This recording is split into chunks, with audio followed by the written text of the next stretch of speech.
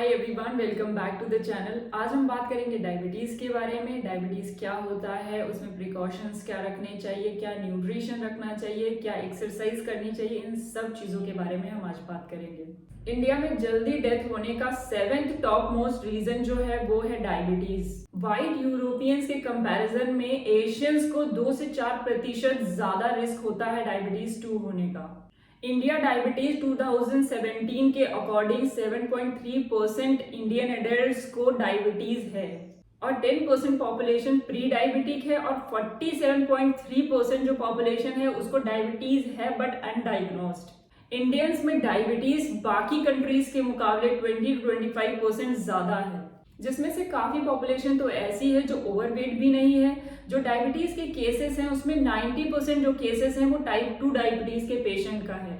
Diabetes एक chronic degenerative disease है जो हमारी बॉडी खाने को कैसे यूज करती है इस बात को अफेक्ट करता है। जैसे कि हमारी बॉडी का नॉर्मल फंक्शन है डाइजेशन। बॉडी शुगर, स्टार्च, दूसरे सब्सटेंस को ग्लूकोज में कन्वर्ट करती है जो ब्लड के जरिए हमारे पूरी बॉडी के सेल्स में जाते हैं। ग्लूकोज को यूज होने में इंसुलिन का रोल होता है। इंसुलिन जो कि एक हार्मोन है और पैनक्रियाज में बनता है और डायबिटिक लोगों में ये इंसुलिन या तो कम बनता है या नहीं बनता, या फिर अगर बनता है तो बॉडी इसे यूज नहीं कर पाती। डायबिटीज मेनली 3 तरीके की होती है। टाइप 1 डायबिटीज मतलब insulin dependent diabetes, type 2 diabetes मतलब नॉन इंसुलिन डिपेंडेंट डायबिटीज, और जो तीसरा होता है वो मेल न्यूट्रिशन संबंधी होता है। तो हम 2 को ही डिस्कस करेंगे जो जिनसे मेजरली प्रॉब्लम्स होती हैं, मतलब 1 और 2 को हम डिस्कस करेंगे आज। टाइप 1 ज्यादातर यंग एज ग्रुप को होता है और ये एक ऑटोइम्यून डिजीज है। इसमें पैनक्रियाज की जो बीटा सेल्स होती हैं जो इंसुलिन का प्रोडक्शन करती हैं वो डिस्ट्रॉयड हो जाती हैं। इसमें इंसुलिन का प्रोडक्शन या तो बहुत कम होता है या बिल्कुल भी नहीं होता, तो हमें बाहर से इंसुलिन के इंजेक्शंस लेने पड़ते हैं। नॉन इंसुलिन डिपेंडेंट मतलब टाइप 2 डायबिटीज, ये स्लोली डेवलप होता है और इसको हम कंट्रोल कर सकते हैं अगर हम अच्छा एक्सरसाइज और डाइट फॉलो करें तो। टाइप 2 डायबिटीज में इंसुलिन का प्रोडक्शन तो होता है लेकिन जो उसका एक्शन होता है वो इम्पेयर्ड हो जाता है, मतलब कि इंसुलिन की इफेक्टिवनेस कम हो जाती है।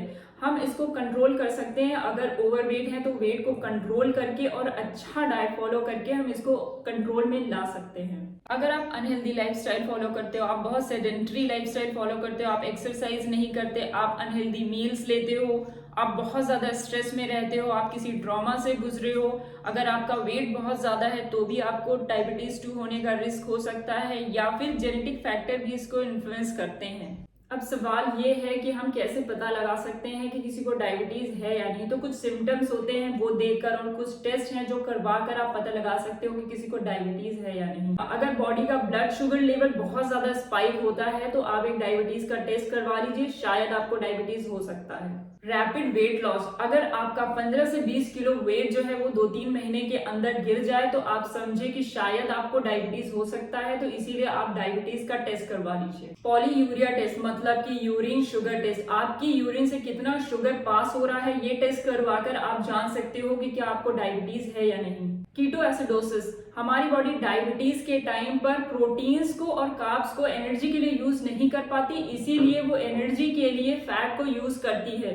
तो वेट लॉस, कॉन्स्टिपेशन या फिर एसिडिटी या फिर मुंह से स्मेल आना या शुगर लेवल का एक्सेस बढ़ जाना या फिर वेट लॉस होना, ये सब कीटो एसिडोसिस के सिम्टम्स होते हैं। अगर ऐसा कुछ सिम्टम आपको दिखे तो आप अपना डायबिटीज का टेस्ट जरूर करवाएं। इसके अलावा बहुत ज़्यादा भूख लगना, बहुत ज़्यादा प्यास लगना, बार बार यूरिन के लिए जाना और वीकनेस फील होना और वेट बढ़ जाना या कम हो जाना, ब्लड शुगर लेवल का बढ़ जाना, ये सारे सिम्टम्स होते हैं डायबिटीज़ के। तो ऐसा कुछ सिम्टम्स दिखे तो आप डेफिनेटली डायबिटीज़ का टेस्ट करवा लीजिए। इसके अलावा कुछ कॉम्प्लिकेशंस भी हैं जो हमें फेस करने पड़ते हैं अगर डायबिटीज बहुत ज़्यादा बढ़ जाए तो, जैसे कि loss of sensations in peripheral nervous system. अगर आपको कोई चोट लग जाए तो वो घाव बहुत लेट हील होता है, उसको हील होने में बहुत टाइम लगता है, उसमें इन्फेक्शन आसानी से हो जाता है। कभी कभी तो लोगों के बॉडी पार्ट्स भी कट करने पड़ते हैं क्योंकि वो हील नहीं होता, इन्फेक्शन इतना ज़्यादा बढ़ जाता है। इसके अलावा आंखों की रोशनी में भी प्रॉब्लम होती है और साथ ही साथ आपको किडनी डिसफंक्शन भी हो सकता है अगर आपको डायबिटीज बहुत ज़्यादा है। और इसके अलावा आपकी आर्टरीज थिक हो सकती हैं, या फिर इसके अलावा आपको कोई कार्डियोवैस्कुलर डिजीज का भी रिस्क होता है। तो अगर आप सही टाइम पर डायबिटीज को कंट्रोल कर लेते हैं तो ये सब प्रॉब्लम्स आपको फेस नहीं करनी पड़ेंगी। अब हम बात करते हैं डाइट के बारे में, न्यूट्रिशन के बारे में। अगर टोटल कैलोरी रिक्वायरमेंट की बात करें तो मल्टीपल फैक्टर्स इसको इन्फ्लुएंस करते हैं, जैसे कि पेशेंट की एज क्या है, उसका जेंडर क्या है, उसकी फिजिकल एक्टिविटीज़ क्या है, उसका करेंट वेट क्या है इन रिलेशन टू कि उसको कितना वेट गेन करना है या लॉस करना है। ये सारी चीज़ों का हमें ध्यान रखना होता है। अगर हम डाइट की बात करें तो डाइट के साथ साथ आपको जो भी डॉक्टर ने हाइपोग्लाइसेमिक ड्रग्स दिए हैं या फिर इंसुलिन दिया है, उसके साथ साथ आपको आपकी डाइट कंट्रोल करनी है। इसके साथ ही हमें इस बात का ध्यान रखना चाहिए जो बच्चे होते हैं ग्रोइंग एज के या फिर जो प्रेग्नेंट वुमेन्स होंगी, उनकी न्यूट्रिशनल रिक्वायरमेंट ज़्यादा होने की वजह से वेट के रिलेशन में उनका जो कैलोरी रिक्वायरमेंट है वो कंपैरेटिवली ज़्यादा होता है। डायबिटीज़ के पेशेंट कितना प्रोटीन, फैट्स और कार्ब्स ले रहे हैं, इससे ज़्यादा इंपॉर्टेंट होता है कि वो टोटल कैलोरीज कितनी ले रहे हैं। टोटल कैलोरी कैलकुलेट करना वो ज़्यादा ज़रूरी होता है डायबिटीज़ के पेशेंट को। डायबिटीज के पेशेंट को सिंपल कार्ब्स की जगह कॉम्प्लेक्स कार्ब्स लेना चाहिए। कॉम्प्लेक्स कार्ब्स वो होते हैं जो आपकी बॉडी में जाके धीरे धीरे डाइजेस्ट होते हैं और वो स्लोली अपने ब्लड शुगर को स्पाइक करते हैं। प्रोटीन मॉडरेट अमाउंट में लेना चाहिए। पर केजी के हिसाब से 1 ग्राम प्रोटीन इनफ होगा। एग्जाम्पल के लिए अगर आपका वेट 60 केजी है तो आप 60 ग्राम प्रोटीन ले सकते हैं और आपकी टोटल कैलोरी का 15 से 20% जो है वो प्रोटीन का होना चाहिए। आपकी टोटल एनर्जी का 15 to 20% फैट होना चाहिए। एग्जाम्पल के लिए अगर आप 2000 कैलोरी का डाइट फॉलो कर रहे हो तो 400 से लेकर 600 तक की कैलोरी फैट से आ सकती हैं। डायबिटीज़ के पेशेंट को सिंपल शुगर अवॉइड करना चाहिए क्योंकि इनका ग्लाइसेमिक इंडेक्स काफ़ी ज़्यादा होता है और ये ईजिली बॉडी में एब्जॉर्ब हो जाते हैं। डायबिटीज़ के पेशेंट को हाई फाइबर फूड खाना चाहिए। 25 to 40% डाइटरी फाइबर आप इंक्लूड कर सकते हैं पर 1000 कैलोरी पर। जैसा कि मैंने पहले भी कहा है, रिफाइंड कार्ब्स आप मत लीजिए, उसकी जगह कॉम्प्लेक्स कार्ब्स लीजिए जिसमें फाइबर ज़्यादा होते हैं और जो स्लो डाइजेस्टिव होते हैं।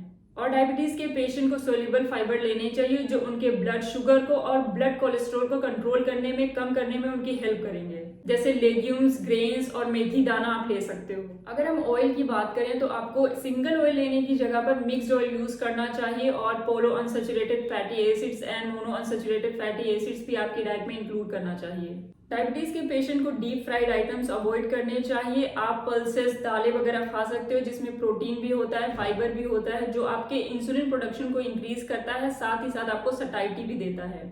आपके मील्स में ज़्यादा से ज़्यादा वेजिटेबल सोर्सेस ऐड करने की कोशिश करिए क्योंकि ये कोलेस्ट्रॉल फ्री होते हैं और इसमें फाइबर भी होता है, तो ये आपको बहुत हेल्प करेंगे आपकी शुगर कंट्रोल करने में। अगर विटामिन की आपको ज़रूरत लगती है तो आप फैट सोल्यूबल विटामिन ले सकते हो और आपको टाइम से सारे मील्स लेने चाहिए ताकि आपको हाइपोग्लाइसेमिया ना हो। हाइपोग्लाइसेमिया मतलब जब ब्लड शुगर लेवल बहुत ज़्यादा डाउन हो जाता है, क्योंकि आप जब मील्स स्किप करते हो तो आपको ये प्रॉब्लम फेस करने को मिल सकती है और आपको चक्कर सा आएगा और आपको वीकनेस फील होगी। मेनली आप 3 से 4 मील्स ले सकते हो। अगर आपको बीच में भूख लगती है तो इन बिटवीन मील्स भी आप 3 ले सकते हो। आपको बहुत ज़्यादा एक बार में नहीं खाना है क्योंकि आपको ब्लड शुगर कंट्रोल करने में प्रॉब्लम होगी और साथ ही साथ आपको फास्टिंग भी नहीं करनी, इससे आपको हाइपोग्लाइसेमिया हो सकता है। जैसा कि मैंने बताया, ब्लड शुगर लेवल बहुत डाउन हो जाएगा। कार्ब्स के डाइजेशन में कार्ब्स के मेटाबॉलिक रेस्पॉन्स को ग्लाइसेमिक इंडेक्स और ग्लाइसेमिक लोड इन्फ्लुएंस करते हैं, तो इसीलिए आपको कोई भी फूड आइटम सेलेक्ट करने से पहले उसका ग्लाइसेमिक इंडेक्स और ग्लाइसेमिक लोड को ध्यान में रखना चाहिए। मिक्स अनसॉल्टेड रॉ नट्स या फिर रोस्टेड नट्स आपकी ब्लड लिपिड प्रोफाइल को और आपके ब्लड ग्लूकोज को कंट्रोल करने में हेल्प करता है, इसीलिए आप वो खा सकते हो। इसके साथ ही खाने का टाइमिंग आपको आपके ड्रग्स या फिर अगर आप इंसुलिन ले रहे हैं तो उसके हिसाब से एडजस्ट करके रखना चाहिए ताकि ना तो आपको हाइपोग्लाइसेमिया हो ना हाइपरग्लाइसेमिया हो। और अगर हम सोडियम की बात करें तो 6 ग्राम से ज़्यादा सोडियम रिकमेंडेड नहीं है। अगर आपको डायबिटीज़ के साथ हाइपरटेंशन भी है तो आपको 3 ग्राम के अंदर ही सोडियम इंटेक रखना चाहिए दिन भर का। आर्टिफिशियल स्वीटनर्स की बात करें तो आपको आर्टिफिशियल स्वीटनर्स मॉडरेट अमाउंट में लेना चाहिए। इसके साथ ही आपको जंक आइटम्स अवॉइड करने चाहिए। अगर आप ओवरवेट या ओबीज हो तो 5% वेट लॉस करके आप आपके लिपिड प्रोफाइल्स को, ब्लड शुगर लेवल्स को और बीपी को कंट्रोल कर सकते हो। आज के लिए इतना ही। आई होप आपको वीडियो पसंद आया होगा। अगली वीडियो में हम कवर करेंगे कि डायबिटीज के पेशेंट को एक्सरसाइज क्या करनी चाहिए डायबिटीज कंट्रोल करने के लिए। तो बने रहिए चैनल पर। मिलते हैं नेक्स्ट वीडियो में। Thank you so much for watching. Bye bye.